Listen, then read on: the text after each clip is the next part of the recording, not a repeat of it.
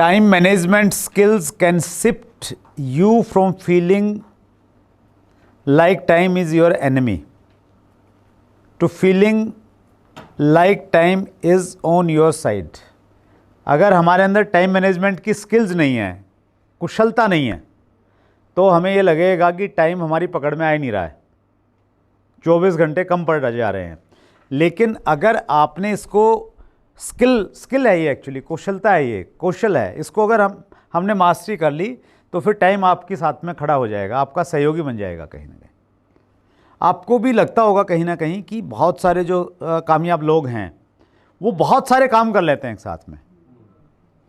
मेरे से कुछ लोग बोलते हैं कि सर आप इतने सारे काम कैसे कर लेते हैं, लोगों की डेढ़ लाख नहीं चलती, आप 5-5 चला रहे हैं, लोगों को आरसीएम नहीं होता, आप डायरेक्ट सेलिंग भी कर रहे हैं, आप चैट विद सुरेंद्र वत्स भी चला रहे हैं, आपने ये मैराथन भी शुरू कर दिया है, तो एसोसिएशन में भी जुड़े हुए हैं, देश दुनिया में भी ऐसे ही घूमते रहते हैं, माउंट एवरेस्ट भी जाने के लिए कैसे टाइम मिल जाता है। तो कहीं ना कहीं अगर टाइम मैनेजमेंट आपके पास में है ना, तो फिर आप बहुत सारे काम कर सकते हैं। और वो नहीं है तो फिर एक काम, फिर मतलब बीबी भी परेशान, बच्चे भी परेशान, अपलाइन भी परेशान, डाउनलाइन भी परेशान, सारे परेशान, क्योंकि हमारा टाइम मैनेजमेंट हमारा है नहीं। तो दोस्त बनाना है, दुश्मन बनाना है टाइम को? दोस्त बनाना है, यस। चलिए, दोस्त बनाने के लिए कुछ प्रिंसिपल्स पे बातचीत करते हैं हम लोग। प्रिंसिपल ऑफ टाइम मैनेजमेंट, कुछ सिद्धांत हैं। पहला सिद्धांत कह रहा है सेट योर गोल्स, जिस पे हमने मॉर्निंग में बातचीत की। आपके लक्ष्य निर्धारित अगर अच्छे से होंगे तो आपका टाइम मैनेजमेंट बेटर हो जाएगा। और जब हमने गोल्स की बातचीत की तो ये कुछ एरियाज़ हो सकते हैं, जैसे हेल्थ गोल की हमने बातचीत ऑलरेडी की, फैमिली गोल, स्पिरिचुअल गोल, फाइनेंशियल गोल, या इनको हम लाइफस्टाइल गोल्स भी बोल सकते हैं, सोशल गोल्स और बिजनेस गोल, जिनको हमने आरसीएम गोल बोला। ये हो गए हमारे गोल्स की 6 कैटेगरी। तो ये इसमें क्लैरिटी होनी चाहिए, आपकी क्लैरिटी होगी तो चीज़ें बहुत आसान हो जाएंगी। और इसमें भी ये होना चाहिए कि इन 6 गोल्स में भी आपका पहला मतलब सर्वोच्च प्राथमिकता वाला गोल कौन सा है। इन 6 में से हो सकता है किसी का इस समय गोल ये हो कि भाई मेरे फैमिली हालात थोड़े अच्छे नहीं हैं, तो मेरा पहला गोल है कि मैंने अपनी फैमिली को, उनसे रिलेशन अच्छे बना के चलने हैं। फिर दूसरा गोल मेरा ये है कि फिर मैंने आरसीएम को रखना है। तीसरा गोल ये है कि मेरा हेल्थ है। तो किसी लोगों का हेल्थ गोल पहला हो सकता है, किसी का स्पिरिचुअल गोल पहला हो सकता है। तो वो डिपेंड करता है कि आप कौन सी चीज़ को कहाँ लेके जा रहे हैं। बट इसमें थोड़ा क्लैरिटी अगर होगी तो आपको डिसीजन लेने में बहुत आसानी हो जाएगी। तो पहला जो सिद्धांत है वो ये कह रहा है कि आपके जो गोल्स हैं वो क्लियर होने चाहिए, स्मार्ट टेक्निक के ऊपर में आ जाने चाहिए। Make 4 types of working list, 4 तरह की आपने कार्य सूची बनानी है। कितनी बनानी है? 4। तो 4 को थोड़ा बीच बीच में एक्टिविटीज़ भी करते रहते हैं। 4 को कैसे इंगित करेंगे? ऐसे करेंगे, 4 उंगली दिखाइए आप, अपने पड़ोसी को बोलिए 4, साथ वाले को बोलिए कितने? 4 बनानी है जी। 4 तरह की हमने लिस्ट बनानी है। कौन कौन सी लिस्ट? पहली हो गई मास्टर लिस्ट। आप अपने किसी एक जगह पे डायरी में कोई एक पार्ट ऐसा बनाइए जो आपकी मास्टर लिस्ट है, उस पर लिख दीजिए मास्टर लिस्ट। जो भी आपके दिमाग में आता है ज़िंदगी में मैंने ये करना है, उस पर लिख दीजिए। आपको आता है कि आपने माउंट एवरेस्ट जाना है, लिख दीजिए माउंट एवरेस्ट जाना है। आपको लगता है कुछ भी, जो भी आपको कहीं से लगा, इंस्पिरेशन कुछ भी आया ना दिमाग में, एक बार लिख दीजिए, वो मास्टर लिस्ट हो गई। बीच बीच में कभी कभी उसको देखना है, हर बार नहीं देखना है। तो एक तो होगी मास्टर लिस्ट। काम भी कई बार हमें ध्यान आ जाते हैं फिर भूल जाते हैं, तो वो मास्टर लिस्ट में लिख दीजिए। मास्टर लिस्ट में लिखेंगे तो वो आपको ध्यान आ जाएगा। ये विशाल आपको ही बोल रहा हूं मैं, ठीक है। दूसरी है मंथली गोल्स, मंथली लिस्ट। फिर मास्टर लिस्ट में से मंथली लिस्ट आ सकते हैं कि भाई इस महीने में मैंने ये काम तो करने हैं। उसके बाद में फिर हो गया वीकली लिस्ट, साप्ताहिक काम हम सेलेक्ट कर सकते हैं कि इस सप्ताह में ये इम्पोर्टेंट वाले काम हैं, ये जरूर करने हैं। उसके बाद में चौथी लिस्ट हो गई डेली लिस्ट, इसको टू डू लिस्ट भी हम लोग बोल सकते हैं। तो 4 कैटेगरीज में, 4 श्रेणियों में आपने अपने सारे कामों को विभाजित करना है। मास्टर लिस्ट शायद आपके लिए नहीं हो सकती, लेकिन ये बहुत इंपॉर्टेंट है।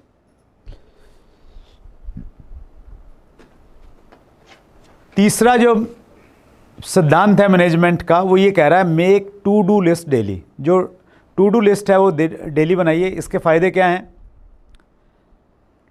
10/90 rule will works for you. 10/90 का एक सूत्र है, वो सूत्र ये कहता है कि अगर आपने 10% टाइम अपनी लिस्ट बनाने में लगाया तो आपका जो बाकी टाइम है 90%, वो बहुत इफेक्टिवली आप उसका इस्तेमाल कर सकते हैं। ये सिद्धांत ये कहता है कि ज़्यादातर लोग प्लानिंग में टाइम नहीं लगाते, ज़्यादा टू डू लिस्ट बनाते नहीं हैं, उसको देखते नहीं हैं। वहाँ अगर आपने 10% टाइम उस पर आप लगा रहे हैं, उसको बना रहे हैं, उसको देख रहे हैं बीच बीच में, तो आपकी प्रोडक्टिविटी ऑटोमेटिकली बढ़ जाएगी। तो उस पर टाइम लगाने की आवश्यकता है। 6P फॉर्मूला की मैं अक्सर बातचीत करता हूँ। Proper planning prevent poor performance. अगर आप पहले से प्लानिंग कर लेते हैं तो आप पुअर परफॉर्मेंस से बच जाते हैं। ये हर महीने के हमारे लक्ष्यों पे भी लागू होती है, ये मीटिंग की तैयारी पे भी लागू होती है। ये जब आप यहाँ पे आए, सुबह आप पहुँचे, अगर आप टाइम से पहुँच गए तो इसलिए पहुँचे क्योंकि आपकी प्रॉपर प्लानिंग थी। कहीं नहीं पहुँच पाए, टाइम पे थोड़ा लेट हुए, तो शायद प्लानिंग का कहीं ना कहीं पार्ट थोड़ा सा आपका कमज़ोर रहा होगा। तो proper planning prevent poor performance. If you save 20% time in a day means 2 hour daily. अगर आप हर रोज़ टाइम मैनेजमेंट से अपनी टू डू लिस्ट प्रॉपर बना के 25% टाइम आप बचा पाएंगे, तो आप हर रोज़ 2 घंटे बचा सकते हैं। एक्स्ट्रा एक प्रकार से दूसरे लोगों से आपके हो सकते हैं, और वो 2 घंटे डेली के आप ऐड करते चले जाएंगे तो आप अंदाज़ा लगाइए 80 साल की उम्र तक अगर आप जिए तो कितने घंटे आपके हो सकते हैं एक्स्ट्रा, और कितना बड़ा फ़र्क आप में और दूसरे लोगों में हो सकता है।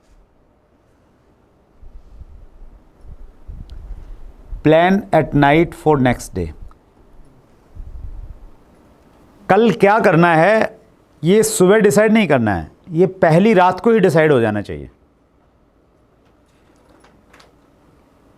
आप 2 तरीके इसमें इस्तेमाल कर सकते हैं। पहले जो मैं तरीका इस्तेमाल करता था, मैं डायरी का तरीका इस्तेमाल करता था।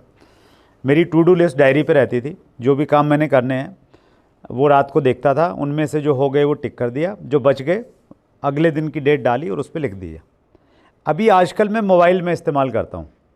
मोबाइल में कुछ ऐप्स आती हैं, उसमें मैं देखता हूँ, चेक करता हूँ और उसको अगले दिन पे मैं चला जाता हूँ। मेरा रूटीन है। और रात को इवन मैं जब सोते हैं हम लोग, तो मैं सुदेश को बोल के सोता हूँ कि अच्छा कल के काम है ये करना है, इससे मीटिंग है, ये मैं उनको भी बोल के सोता हूँ कि अगर मैं मिस कर जाऊँ तो आप भी थोड़ा ध्यान रखना। और जब मैं उनको बोल भी रहा हूँ तो कहीं ना कहीं मैं अपने आप को रिमाइंड भी करवा रहा हूँ कहीं ना कहीं। तो मुझे नहीं मालूम आप में से कितने लोग इसको फॉलो करते हैं, या आप में से कुछ लोग होंगे कि सर हमें तो ज़रूरत ही नहीं पड़ते, बिल ही हमारा तो कुछ ऐसा रहता ही नहीं है।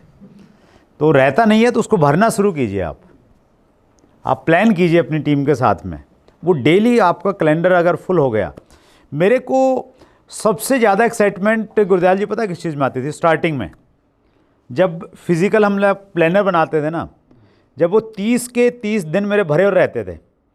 ये पटना हूँ, फिर ये यहाँ से मैं पटना से धनबाद चला जाऊँगा, धनबाद से फिर कलकत्ता जाऊँगा, कलकत्ता से फिर गुवाहाटी चला जाऊँगा, फिर दिल्ली आऊँगा, फिर एक दिन घर पे हूँ, घर पे रह के फिर अगले दिन मैं भीलवाड़ा चला जाऊँगा।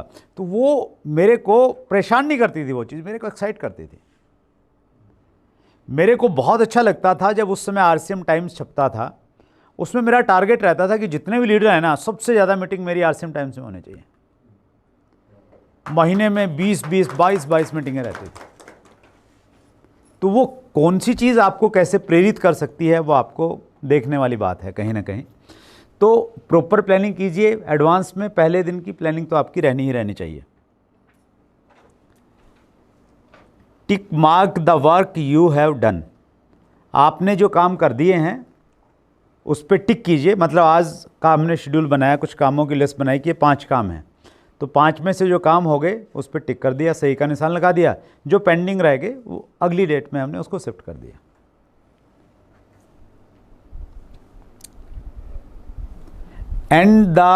End of day review status, last में एक रिव्यू कीजिए कौन सा काम प्रोसेस में है अभी, कौन सा पेंडिंग हो गया है। तो रिव्यू कैसे कर सकते हैं? 3 कैटेगरी आप बना सकते हैं अपने कामों की। एक हो गया सी कंप्लीटेड, जो काम कंप्लीट हो गया उसके आगे सी लिख सकते हैं। जो अभी ट्रांसफर्ड कर दिया आपने, किसी दूसरे को सौंप दिया कि भाई ये काम तुमने करना है, टीम को दे दिया किसी को, या किसी को बोल दिया घर में। और आई का मतलब हो गया इन प्रोसेस, ये काम अभी पूरा नहीं हुआ है। तो आप इस प्रकार से एक ये चार्ट भी बना सकते हैं। अगली स्लाइड में देखिए आप, सैम्पल टू डू लिस्ट। आपने डेट लिखी ऊपर, फिर काम लिखे, काम के बाद में फिर प्रायोरिटी लिखी उन कामों की, ए बी सी। ए हो गया जो सबसे इंपॉर्टेंट वाला काम है पूरे दिन में, बी जो उससे थोड़ा कम है, और सी जो सबसे लास्ट में करना है। इंपॉर्टेंट तो है लेकिन उसको तभी करेंगे जब पहले ए और बी हो जाएगा। सी नहीं करना है, सी सबसे लास्ट में जाएगा। और टाइम नीडेड, उसमें समय कितना चाहिए होगा आपको, वो भी आप थोड़ा सा मेंशन करेंगे तो और बेहतर आप अपने दिन को प्लान कर सकते हैं। जैसे आपने कोई वीडियो देखना है, आपने 30 मिनट का या 60 मिनट का एक टाइम बना रखा है, उतने मिनट आपने देखना है, बुक पढ़नी है, ये सारी की सारी चीज़ें आप प्लान कर सकते हैं। जैसे यहाँ पे आप देखेंगे ना, कॉल टू प्रोस्पेक्ट, इसको मैंने एक कैटेगरी में जानबूझ कर रखा है क्योंकि बहुत इंपॉर्टेंट काम है हमारे लिए। नए लोगों से बातचीत करके उनसे अपॉइंटमेंट लेना, लेकिन ये हम भूल ही जाते हैं अक्सर, बाकी सारे काम कर लेंगे। लेकिन जो टॉप प्रायोरिटी वाला काम है, इसमें आगे एक पॉइंट आएगा, हम बातचीत करेंगे उस पर कि जो सबसे इंपॉर्टेंट काम है वो सबसे पहले करना है। Use ABC technique. ABC technique यही होगी, अर्जेंट, इंपॉर्टेंट और जर्नल वर्क। इस पे हमने बातचीत कर ली, तो इससे मैं आगे बढ़ जाता हूं। ये बड़ा इंटरेस्टिंग लिखा है नीचे, मूर्ख व्यक्ति जो काम पहले करता है, बुद्धिमान उसे बाद में करता है। काम दोनों एक ही करते हैं, सिर्फ किस चीज़ का फ़र्क है? समय का फ़र्क है। राइट? समझ में आ रहा है ये पॉइंट? नहीं आया?